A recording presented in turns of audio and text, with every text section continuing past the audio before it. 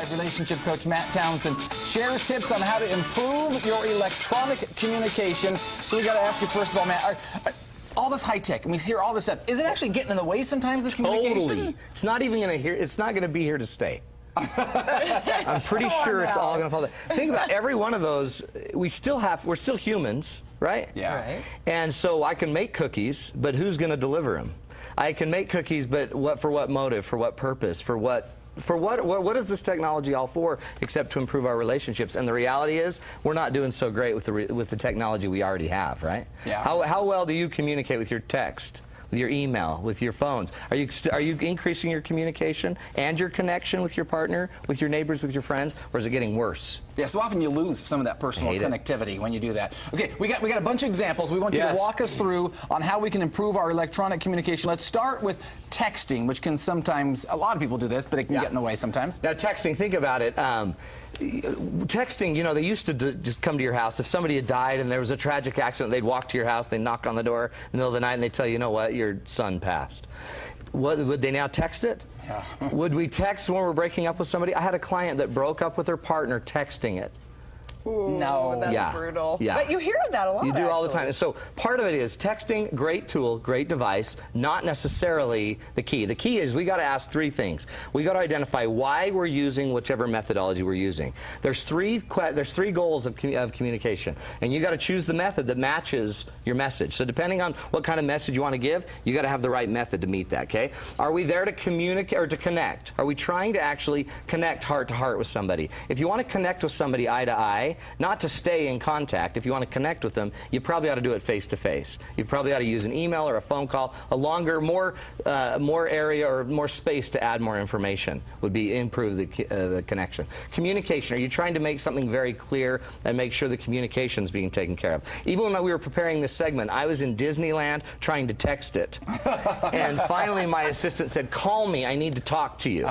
She needed to communicate what was going on with the segment. And the last one is to stay in contact.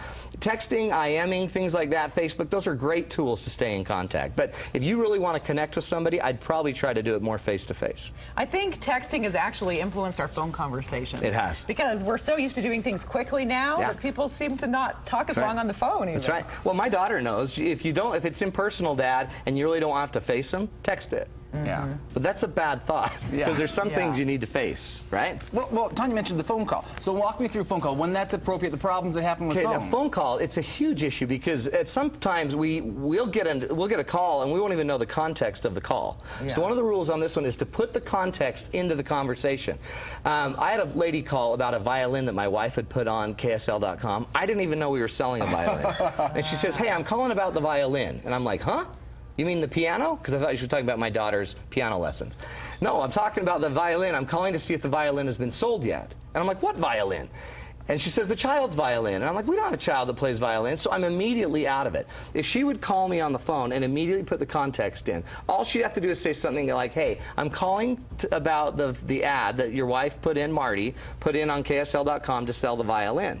If she'd put the context in the conversation, or when you leave a message, "Hi, yeah, this is Matt, I'm calling about blankety blank blank blank," and leave the context in the message, all of a sudden it allows me to pick up in the communication wherever you're starting it, instead of having to go figure out where you're coming from. I wish everybody would do that. Nobody does that. Well, you do it all the time when you're teaching a lesson or you're speaking. You have to reiterate what the question was, and then you go to the answer, right? Now, another way people are communicating a lot these days is on Facebook. Sometimes people give out too much information on Facebook. Don't you wish there were some things that literally did stay in Vegas? Because sometimes I'm noticing on Facebook there's way too much out there. When we went to Disneyland, all of our kids Facebook, "Hey, we're going out of town.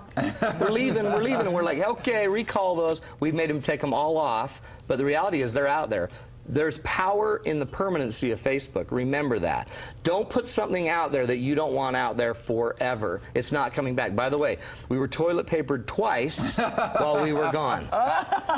And it's all because of Facebook. So at some point, you've got to remember that there's permanency there. So don't put anything out there that you are not proud of. Your family, grandkids. I've seen people argue and fight over Facebook. They've had an entire argument on Facebook on their wall.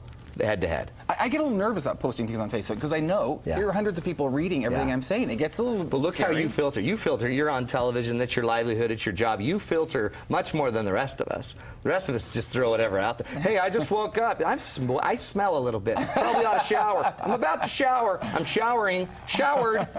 Who cares? Yeah. It's permanent. Is that how you want to document your life? Probably not. Well, it shows you showered. So it does. At least I'm clean. My kids, I think, would like that permanency document. Right. Okay, let's get to emails as well. The one I think I tend to. Okay, I have a motto on this. Okay, there's 2 mottos to remember. Less is more.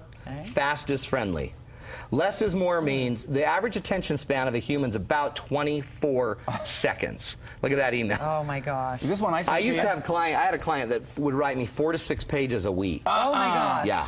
And honestly, sometimes we get press releases at KSL, and when they're too long, you don't read them all. That's right. And so notice we edit those out. Less is more. So the less you write, I wouldn't write an email that would take longer than 24 seconds to read. Wow. Now, if they want more information after my email, I'll say, great, let me send you an email that's got detail. But until I've got permission to send them detail, 24 seconds is the limit. If that's the average commercial, is 30 seconds in television, it's because people can't take more than that. And then fastest friendly simply means when you get it, answer it as fast as you can. The longer you go, and I have a hard time with this because I don't even know I got some emails that I got, fastest friendly, so do it quickly. 24-second rule. I love it right there. Rule. Can't do it in 24 seconds. That's a tough rule. And then I try to answer it as quickly as you can. And by the way, if you answer it quickly with the 24-second rule, it's not going to be that labor intensive. You can answer it quickly because it's 24 seconds. Okay. Make sense? And you're one less thing, it all comes down to people. It's all focusing on people. That's the whole point of all interactions are with people. So when you're communicating through whichever medium you choose to use, you make sure you're connecting to a human being. There's always another person there. And so when you write something specific, share your heart, share specifics, tell a joke in the email or some iteration or something that shows that you know this person, that you care. People just want, the reason we want all this technology is to connect more. We think the technology is the difference. It's not. It's your heart in whatever technology you're using. That's the difference. Just make sure you can share that heart in 24 seconds or less. Don't take pictures of it.